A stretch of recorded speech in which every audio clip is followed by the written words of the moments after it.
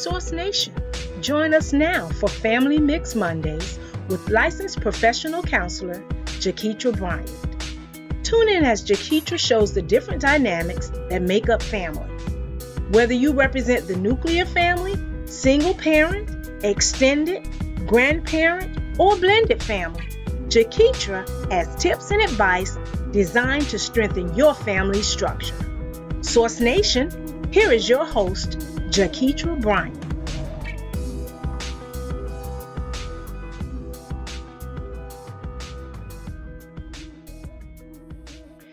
Well, good evening, SRN Television. I am your host, Jaketra Bryant, and welcome to Family Mix Mondays. We have another exciting show this month. As you know, we are doing our series in honor of National Health and Wellness Month. And so I just want to highlight the importance of our physical, mental, and spiritual health when it comes to parenting in our families. And so we're just going to keep that series going. And so last week, just to recap on last week, I had a really great guest, health and wellness coach, who talked about some good eating goals that we need to work on. And so I myself have committed to only having sugar once a week. I've semi-failed already, but that is my goal, to having sugar only once a week. And so I had it twice. I had it yesterday and today. I'm about to jump back on track. So, because I have to be healthy for my son and for myself. And so that's one thing our guest last week talked about. And so we're going to keep this series going because I really want to promote the healthy and wellness of our bodies, mentally, physically, and spiritually, for the sake of ourselves and definitely for the sake of our families and generational things. And so SRN, if you are interested in any type of advertisement with SRN Television, the contact information is Kathleen1971@gmail.com and TracyJeffcoat@gmail.com. Definitely reach out to them, let them know if you're interested in any advertisement, and they'll be glad to help you from there. Let's thank our sponsors, and they are Zulina Health, Wellness, and Fitness, Paper to Film Productions, Revolution Meals, and Renovations. So thank you so much for your sponsorship. And yes, we have a really awesome evening planned with some more insight on the health side. And so I have Retha, who's a certified legal nurse consultant and entrepreneur who opened her own business, RA Associates Firm, LLC, in November of 2015. And she began her nursing career 34 years ago as a licensed practical nurse. After years of hard work, of determination, has now afforded her the opportunity to become a registered nurse with a master's in science in nursing and her education. Retha's 34 years of experience includes a variety of patient care, which includes hospitals, medical, surgical, orthopedic, neurosurgical, mental health, chemical dependency, family health, case management, utilization, review. And so she's going to be with us this evening, sharing some insight on the health when it comes to the family system in our own bodies, so that we can get ourselves right, so that we can be the models for what we would love our families to look like. And so, hello, Retha, and welcome. Hi. Thanks for having me on. Yes, thank you so much for agreeing. And then before we jump into our talk, I love to give my guests a time that they can tell Source Nation what they have going on and anything that you want people to join in with you on. Well, as you always said, my name is Retha Allen, and I am a registered nurse, and I do have my master's of science in nursing education. And just like you and everyone else, you know, I've been making changes in my health and well-being as well. I started this year trying to, I am losing weight to promote wellness. And because I think that's an important factor for all of us, and especially when we're looking at family dynamics, and how it impacts our children and our families, I think that is very, very important. So I started this year with Weight Watchers, and so far I've lost 18 pounds. Oh, congratulations! And my goal is about 10 more pounds. Yay! Yeah. So I think that we always have room for improvement on our health and well-being. And as you said before, not just for our physical health, but also looking at spirituality and mental, emotional health. I think that's a big key factor.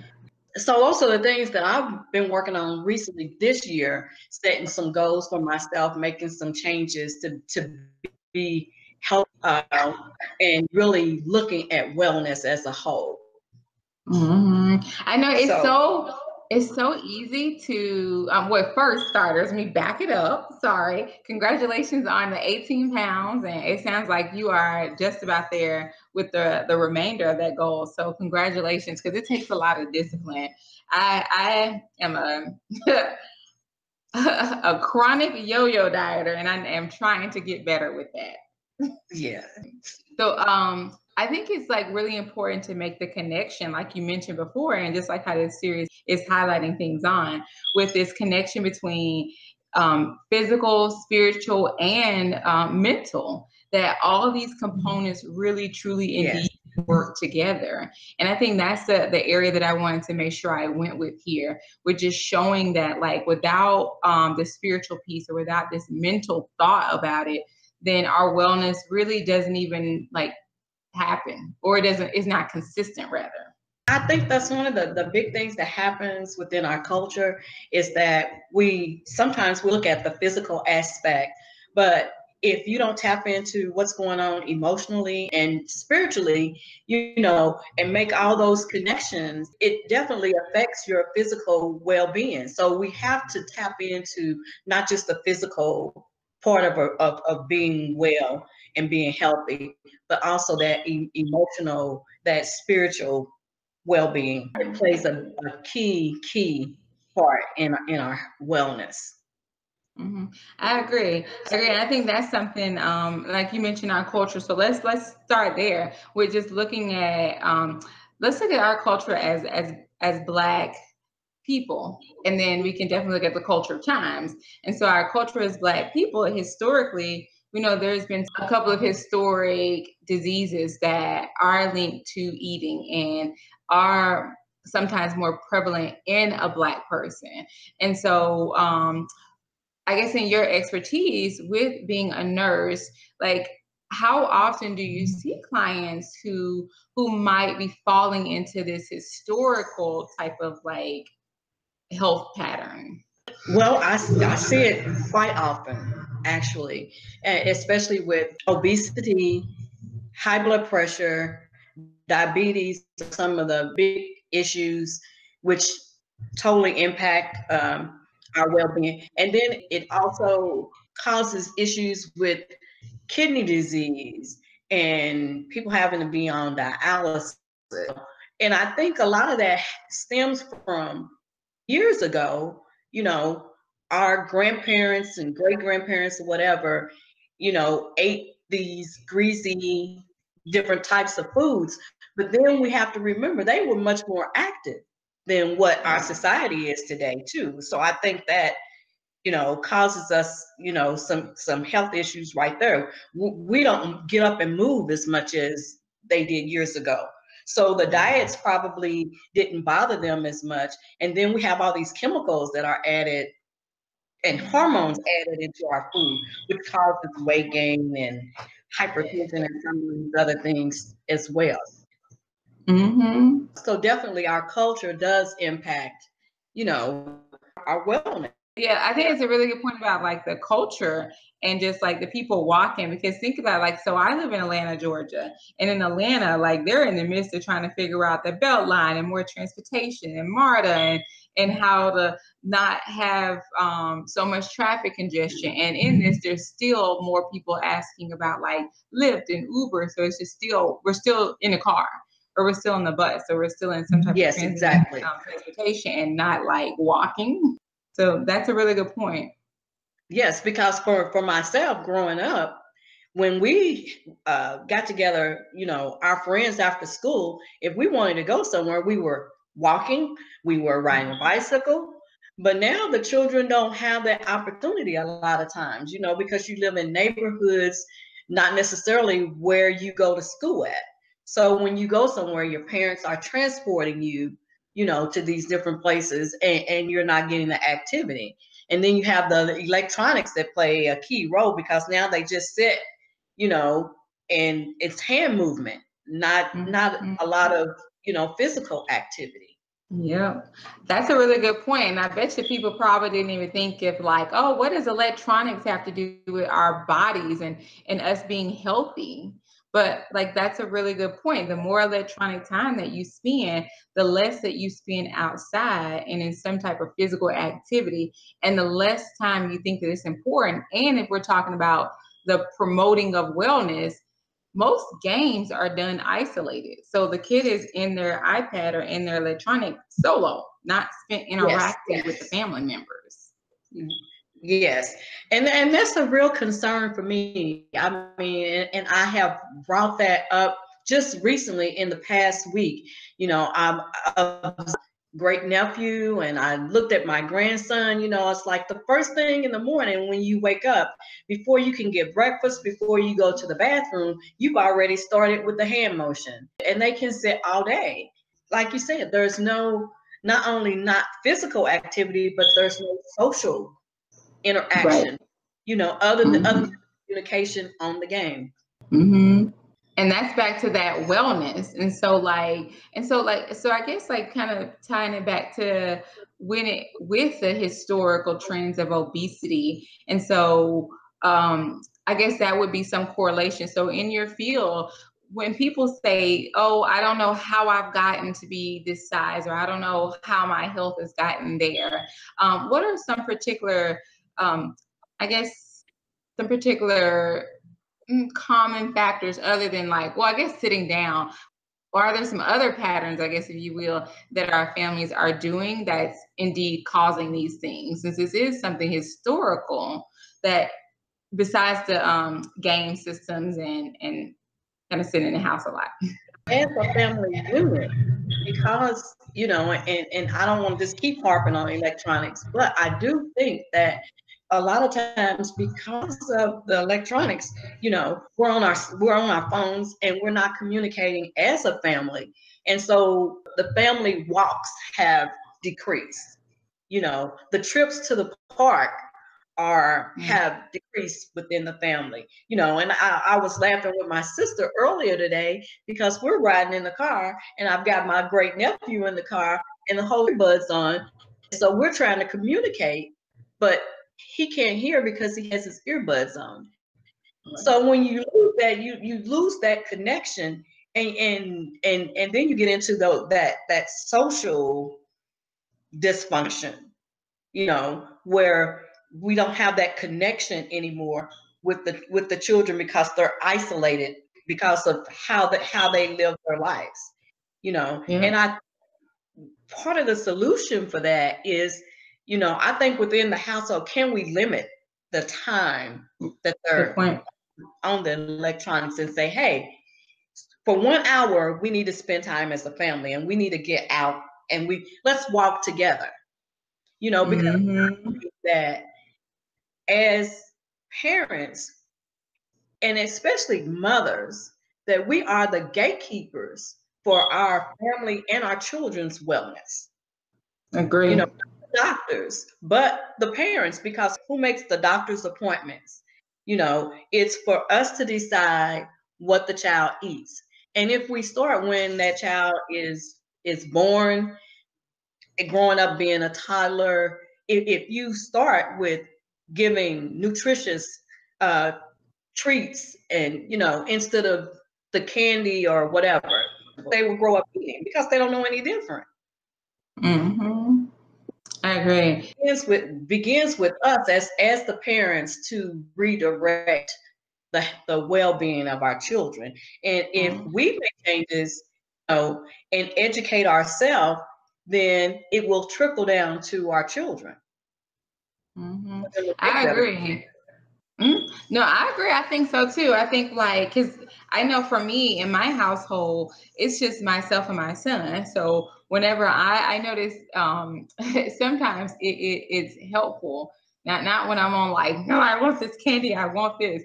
But sometimes I'll be like pulling up and trying to go give me a milkshake. He's like, what are you getting? And so I'm like, I'm getting a milkshake. Well, can I have one too? And so like, I immediately started calculating numbers to be like, man, this is like a lot of more money than I wanted to really spend. And is this really worth it? Because not only am I like spending more money, but I also am just, here's a kid who's like, oh, I want something sweet too. Versus we probably need some fruit, or we probably just need to drink some water, or we don't need it, period. Like, we're okay without those things. And you're right. Like, what he sees me do, he begins to want it as well. And imitates what you're doing. Yeah. So what am I teaching? Yeah. And so I think that's like super important. Because I looked at the difference between my children and how my children grew up, and my sister's children, which my sister is 7 years younger than me, and how she raised her children, because they never had a lot of sweets in their house. So when they became teenagers and now young adults, they make different choices. They don't desire a lot of snacks, cookies and potato chips and all that stuff. They opt for an apple for a snack, celery or carrots, because that's how they were raised. My were junk demons because I was. Yeah. We're like, so mine is half and half. Yep. That's what my house is, half and half. When I'm on my health tip, then like I normally don't buy it for myself. So I have a problem going out to get it. And when I go out to get it, that's when I notice he'll want something. And then his snacks may be a little bit different than my snacks. But then my son actually loves carrots, celery, and things like that, and apples. And so I was like, well, this is different, because now I'm having to figure out like hey, I need to I'm modeling this because of my lack of self-control, and not really realizing like in the long term for my own health, as well as like in the long term for his health. And I think that's the historical part that you're speaking about, that we're not looking at that. Yes, I don't think that when we're making choices that we look at the impact that choice has, not just on us, but on our children and our family. Mm-hmm. I agree. Yeah. So Retha, what as a person who has seen a couple of, like with your bio, who has seen a couple of areas when it comes to in the chemical side of things. Now I know the linkage of mental and chemical and environmental and things like that, but do you see any type of correlation where there is like this chemical dependence that may be also linked to like sugar dependence or food addictions when it comes to like some unhealthy traits that are passed on? I believe that when you're eating sugar, it triggers your body to crave more sugar. Because if you've ever paid attention to the times that like you're saying now, that you're going to limit yourself to sugar once a week, the times when you go without the sugar, cravings will decrease. But the more you eat the sugar, the more you crave the sugar. And that's just part of the makeup of it.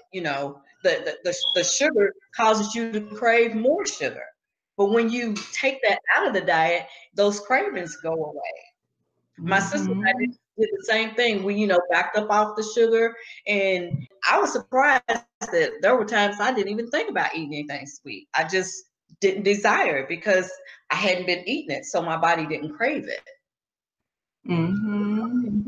Looking at our mental health, in our culture, it's a lot of times taboo to seek counsel.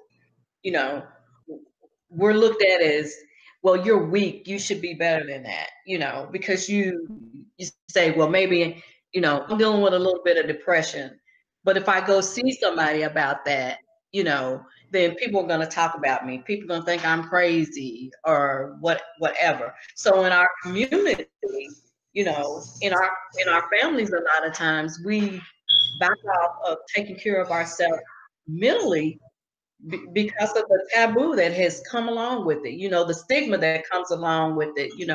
Nobody wants to be stigmatized and say, well, she's just crazy, she's just weak, she just has to be a little bit stronger.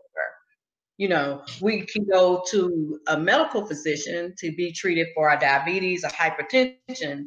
I know, like, that's the truth, because last week I decided to like hire the guy from last week who was on my show to be a trainer. And then in our consult, I was telling him, I was like, well, I know how to eat, I know how to exercise, I know all of these things. And I was like, but I was like, but I constantly keep being a chronic dieter, and I know mentally what is linked to. And so one of the assignments that he gave me, which I thought was a really awesome assignment, because I'm big on affirmations myself, but I'm also big on like my spiritual affirmations. So usually it's some scripture, or it's something that I'm kind of warring out of, or something like that. But his was saying something in the present. And today I was like, you know what? I'm going to write my affirmation that he that he instructed me to do. And I'm going to write it that I will no longer respond with food when I'm stressed, that I'm going to actively work toward dealing with my stress or reacting differently. I was like, I'm stress eating, and I'm connecting it, knowing I'm stress eating. And here it is. I'm just like, well, I want this. And like I said, I broke my little streak for twice. And knowing I'm like, now I got to record it and write it down, so I didn't have to go over feeling guilty.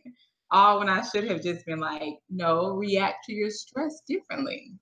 Yes. Big difference. Yes. And that's a contributing factor to obesity.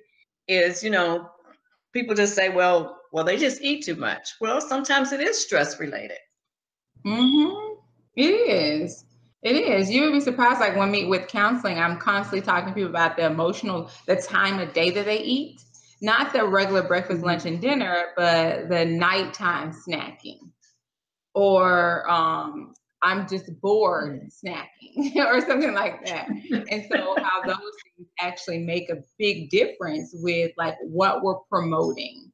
And so I think that's the whole like wellness thing. And so what are some suggestions that like families can do to talk about this historical, unfortunate like journey of obesity and heart diseases that we experience within the Black community? How can parents start talking to other family members about this so that we can get on a better track? And I think that's one of the key things really is to just begin to talk. I think that we don't spend enough time talking to each other. If you've ever noticed, ever gone out to eat and watched people sitting at the table together, and in the midst of enjoying the meal, and people are on their cell phones, but you're sitting across from someone that you could spend time with, but instead you're sitting on your cell phone, not really listening. So I think that's one of the things that we need to get back to, is beginning to communicate as a family unit. Say, hey, look, well, my grandmother or my grandfather or my mom or my dad had diabetes, and so we're going to make some changes in our diet, or we're going to begin to exercise so that we can control some of the diseases that have been trickling down.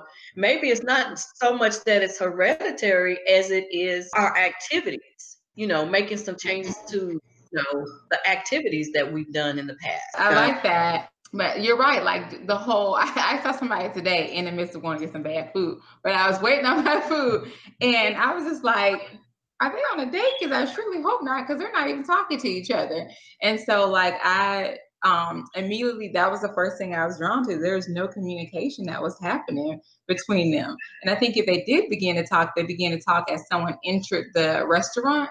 And so I was like, well, that's interesting too, because that also too says that, like how you were back there talking about your great nephew with the connection. So it says that we really don't have much of a connection if the only thing that we can talk about is what we begin to see as it enters into the restaurant. Back to the mental piece and the spiritual piece. So we've been working on well, I've been working on, and I know my son has, our family tree. And so that's one of the things that you go back and you're looking at, you know, the dynamics of that family, and where you came from, and, you know, was obesity an issue, you know, in your grandmother, your great grandmother, or whatever, but what was that pattern of behavior, you know, and then how can we break that cycle? You know, can we do something different? You know, and again, I know for myself, just making, and it's not been a big change that I made to lose the 18 pounds. It's just been some small changes to my diet, and then increasing my activity, you know. And so I think that a lot of times we don't want to make changes because we think we're going to have to make this really dynamic, great big change, when it doesn't have to be necessarily, you know, just a little thing. You know, if you in sodas, can we cut out some of that? You know, so can we have one day that we just have water? Right. And that's back to promoting, and that's back to modeling.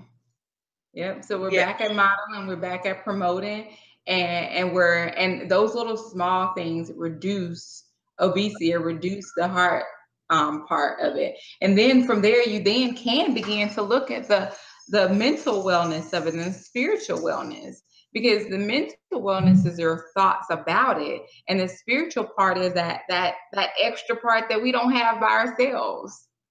That says that, you know what, this thing is bigger than me. I'm still hungry. It's bigger than me. And we can then address those things. But that's still modeling within families. And I think sometimes for the children, you know, today, more so than just tell us, sometimes they have to see things. So if you would take a can of soda and actually show them how much sugar is in one soda, you know, I think it would make a little bit of difference that they could actually see, other than you just say than just saying, well, it's a lot of sugar in that. Well, what's a lot? What does that mean? Over a period of a month, if you have this many sodas, this is how much sugar you've taken in. You know, so just doing, you know, I know with my great niece and nephew, I did a germ activity with them, because I would say all the time, wash your hands, wash your hands. Don't go in the refrigerator without washing your hands. And so we did this little experiment with them, and I got these little a glow light and the little fake germ, and put it on the balloon, and I had them play with the balloon. And then I had them go wash their hands, and then we put it under the light so they could see. And I said, okay, now you can see how you transmitted the germs. So what's left on your hand, that's what you just put in your mouth when you went in those chips. Or that's good. You touch them. So now you see why I'm saying wash your hands. That's, you know, it has to make sense to them. Yeah, that's a good idea. Like, you're right. And I think I have heard people say that with sugar. One of the things that, like, I'm trying to get a lot better on is, and I think, like, you're right, like showing them the experiments, getting them involved, and that's promoting this wellness. That is modeling, and not just kind of do as I say type of thing. It begins to say, wait a minute, I think this is a teaching moment that we can understand, like, why. You know, what would be the benefits of it? And I love that. I think that's a really, really good idea. From germs to, like I said, with the food. Like, I think, like, I know we definitely can do that with grease. Whenever you're cooking something with oils. Definitely that's something. And I think that starts really with educating ourselves, so that we understand the importance of, you know, why you shouldn't sit down and eat McDonald's every day, or you drinking 2 or 3 sodas every day. You know, so we have to begin with educating ourselves as adults. I moved from Kentucky, and I noticed when I would go in certain areas in Kentucky, the lower socioeconomic areas, that there was less education out in the doctor's office. And when you hire socioeconomic areas to the doctor's office, there's all kind of information available, you know, to educate people about wellness and what do you need to do if your cholesterol is borderline? What kind of activities can you do, versus being put on this medication? What can you do to curtail having high cholesterol? What kind of diet do you need to be on? That information is readily available. Those people are being educated, but in sometimes the lower socioeconomic areas in our communities, we're not getting the information. That's sad. That's sad, but true. And then you also see more of McDonald's, Church's Chicken. You see, it's we don't have Miss Winters down here as much, but Miss Winters was like almost on every corner. Like it's interesting, like how you have this information in certain economics or in certain classes, but then in the other class that is a lower, you see more fast food. And so and you see more Dollar Trees and Family Dollars popping up too. Yes. When I grocery shop now, I look more fat-free, trying to decrease calories and stuff. Still have the taste, So what can I get that's lower in fat? But when you go in certain stores, it's hard to find it. So then you're limited, Okay, so I can't find the low fat half and half, in the store that I was going in. Now I've got to drive 10 miles down the road just to get the half and half that's low fat. Which goes back to the convenience side of things. So as we look at this, like I said, it's probably a bigger conversation than just this. It's a conversation based on being able to mentally have this discipline and education, like you mentioned, to say, all right, I may have to go 5 more blocks down.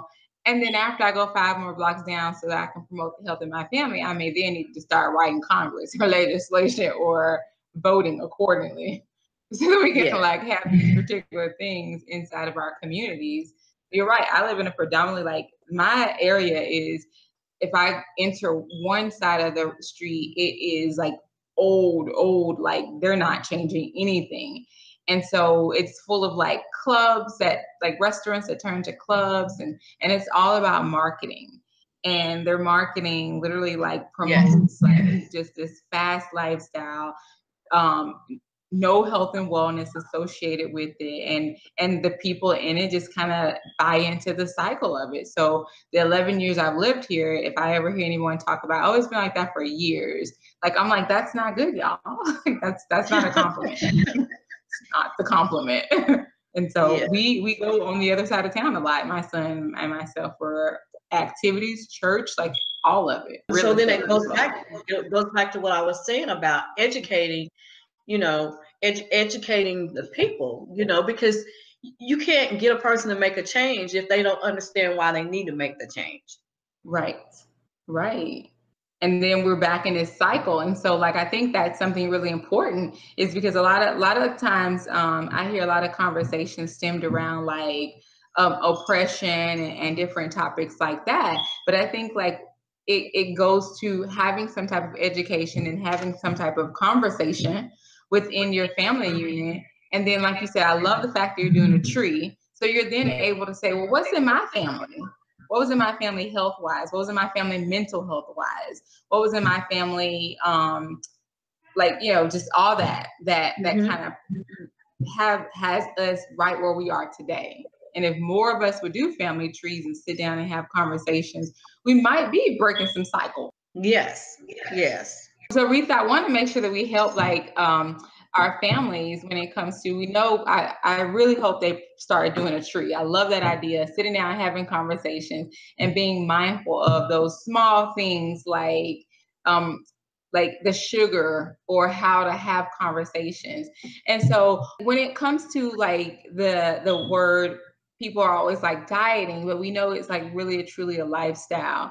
How can we help some of our family members who are not overweight per se, they may not look as if they're overweight, but yet sugar still has a role, even if you aren't overweight, or diabetes still has a way to creep in? How can we help them begin to understand that it's literally not like physical all the time, what you're looking at? Yes, it goes back to how people perceive what wellness is. Mm-hmm. Healthy, and then the focus on wellness. You know, like you said, well, a person could be thin and they still may not be healthy just because they're thin. I mean, I know someone that's very thin, but they have hypertension, Mm-hmm. or they have issues with diabetes, but they're thin. So it still goes back to educating people and trying to get them to understand how the diet plays a role in wellness and being healthy. Not just looking at weight. When I go out and walk, it's not always just about losing weight, but it's about that it keeps my heart rate down when I'm out, when I'm walking all the time. It keeps my heart rate down. It lowers my blood pressure. So it's not just to lose weight, but it's about being healthy. I have more energy when I'm exercising, when I'm walking regularly. I just feel better. Mm-hmm. So again, I just think it goes back to really trying to educate people to get them to understand the importance of diet and the connection to wellness. Mm-hmm. Yeah, I agree with it. I work on like a campus, and sometimes I park really, really far. And then so when I'm parking, I love to talk on the phone. And so I remember like I had lost all this weight, and then my weight started creeping back on. But it took me a moment because no one was noticing or anything, but I was slightly noticing a change. And I remember I would be on the phone with my mom, and I would just be like out of breath. And I was like, I am out of breath, like walking to my car. And so it was a huge indicator that some type of strain was happening around my heart or just with my physical health. And although people couldn't tell that I had gained a couple of pounds or my inches, literally like I noticed a change in my breathing and just my endurance level. And so you're right. Like I remember that. And I was just like, let me get my life back together again. Right. And that's the thing, when people look at people that are overweight, obese or whatever, it's not something that happened like overnight. Right. I know for me, mine was so gradual. Like if I would mention, oh, well, I gained 2 pounds this year, and somebody's going, oh, that's nothing, 2 pounds. But you take that 2 pounds in 20 years. Now you tack on 40 pounds, and so this matters. Mm-hmm. It does. So back to modeling, we need to promote more with our families. With just promoting them. Do you suggest some type of like how you're doing like Weight Watchers or some type of like coach or just something like that to get the families involved, or is it a good start just to go into the doctor's office and just talk about like what does wellness look like for my body type and my family history? Would you suggest like things like that also? If you are sitting in a position, I think that it is good to consult with your physician, before you make any changes. And I just personally don't like to look at, like people around me and say, oh, you're on a diet. No, I'm not on a diet. What I'm on is I'm changing how I eat. To me, I don't look at it as a diet, so when I do Weight Watchers, and I think that's why I, you know, go back to Weight Watchers, because I've done it before. But for me, I don't think that it doesn't feel like a diet because I can eat whatever I want to eat. I just know that, if to eat that, then later on I'm gonna have to go without eating something, or else I'm gonna go over my points, and then I'm not gonna reach my goal. And ultimately, I want to go. So it causes me to make better choices in what I eat. I want to eat. I can get this meal, and I can have chicken. I can have green beans and broccoli or whatever. Now I just had this whole meal for 0 points, or I can eat this donut for 8 points. Now, which one? You know, right. So it just helps me to make better choices. So I don't look at it as a diet. I just look at it as making life changes. You know, and the older you get, the more you realize you've got to make some changes if you want to stay around. Right. I know that's that reality check that I'm hitting. And so like I think that's been the biggest one because I'm over 30 something. I'm 36. And so like I realized that I used to be able to be like, oh, I can eat that. I'll lose 5 pounds this week. But that's not happening for me anymore. And so I think that has been my reality check, that it's not like it was last year or 2 years ago or 3 years ago for me. Yes. And that's something that's important. Then I have my little kid who's 10 who watches every single thing I do. And that's something that hasn't been, you know, like, well, that's been the last 10 years, but he's more mindful of it as he gets older also. Yeah, I think just continually encouraging people to get back out and get active. You know, what can we do? What can we do as a family? What can we do as a community to become more active? You know, the days of going out, I remember being out in the yard and we played volleyball, we played badminton, we were playing softball, kickball, just moving. So what can we do now to get back to having some more activity, and that involves our children?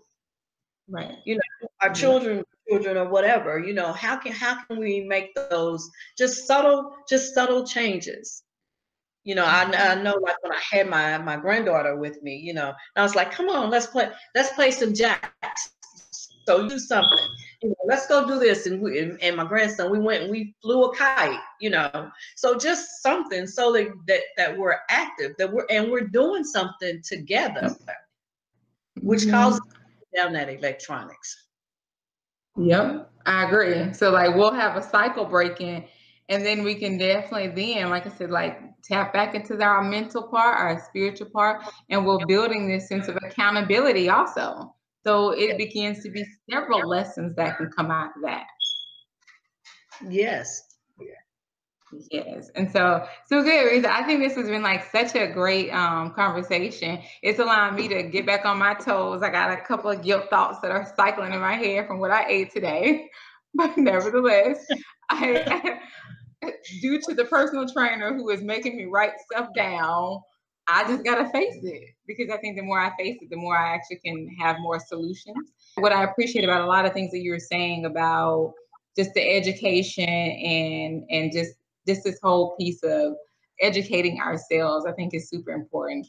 And so I definitely think that this has been something that people need to begin taking more seriously when it comes to the mental health, the physical health and wellness, and just this whole wellness package and what that looks like for us to stay around a lot longer and be more centered. And I'm sure that there's probably some linkage too with food and happiness, or food and mood.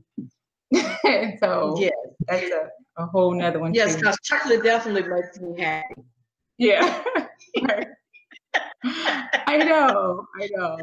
I don't even know if I have food that makes me happy, because I like go through my whole guilt trip after. So I just be like, did I really just put myself emotionally through this again because of my choice? And so I just need to address my stress reliever. That's stress. I think the key thing that you're saying there is that you're acknowledging it. Yeah. Then you can make a change. You know that there's an issue there. You can address it and make the change. So before, if you never acknowledge it, then there's the possibility that you may not have ever made a change. Right. Yeah. I think like I was at a vacation Bible school with my son, and they had one for the adults, and the man mentioned about like rest. And he was saying when you're on E, there's nothing you can give left. And he asked, the question was like, what was the correlation between the Sabbath and people getting on your nerves? And I was like, I was really interested.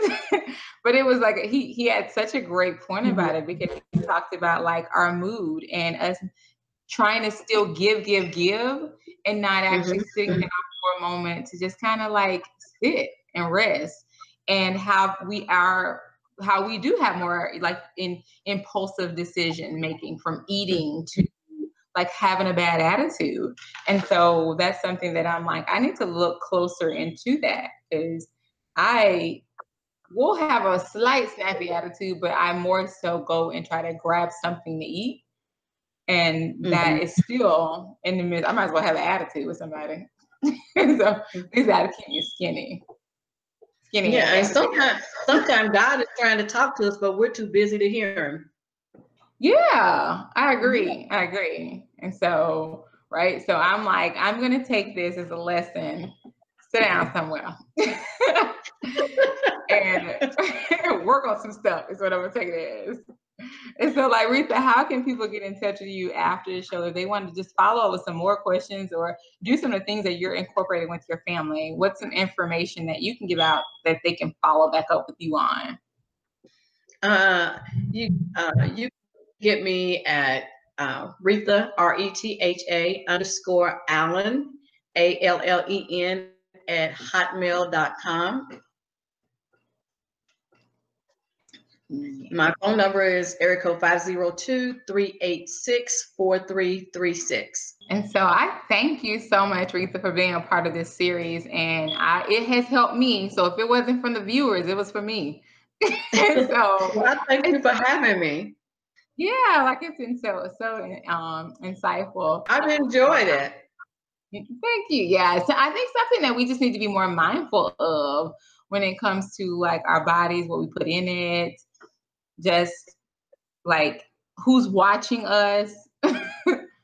Yes. And how it's really a bigger picture than just I just ate a cheeseburger. It's way bigger. Yes, it is. Yep. So thank you again for being a part of this series. And so SRN Television, if you want to get in touch with me after the show or just in between the show, the email address to contact me is jabryant1913@gmail.com. You can follow me on Twitter at Jaketra B. Check me out on my website, www.b3mentalperformances.com. And also don't forget to like and subscribe to me and follow me on YouTube at Jaketra Bryant. And so thanks for tuning in. And next week, we're going to keep this series going for the month of June as we promote more health and wellness with our families.